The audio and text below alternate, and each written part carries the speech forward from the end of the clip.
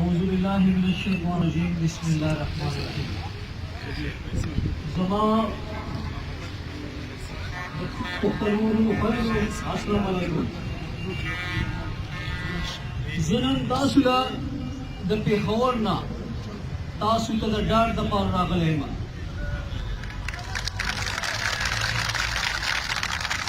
یاد ساتئ دلته تاسو د منظور دپاره یا د بل دپاره نه یې ناست، د ټول پښتون قوم دپاره ناست یې.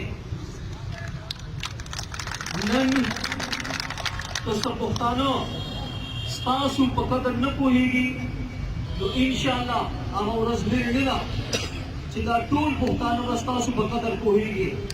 ستاسو دلته دا ناسته دا د ټول قوم دپاره ده او انشاءالله دا قرباني به دا ټول قوم په کار راځي که کوي.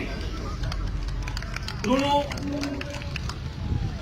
اوس هم وخت شته دی، لږ ساعت دپاره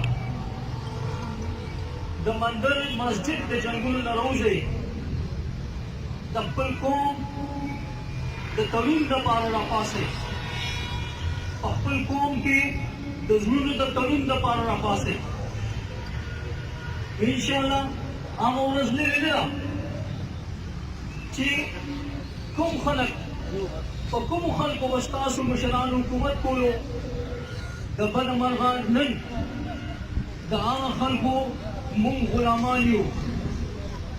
نن مونږه د خپل حق دپاره د خپلې حیا دپاره عزت دپاره د ژوند دپاره د هغوی نه خیرات غواړو،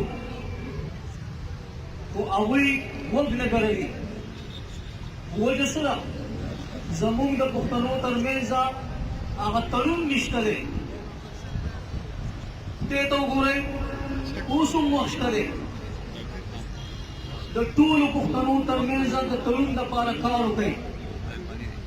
انشاءالله دا ستاسو د کوشش به د پښتون قوم او د پښتنې خاورې د تړون سبب جوړېږي که خیري. الله مو تل ښاد او باد لره، خوشحال اوسئ.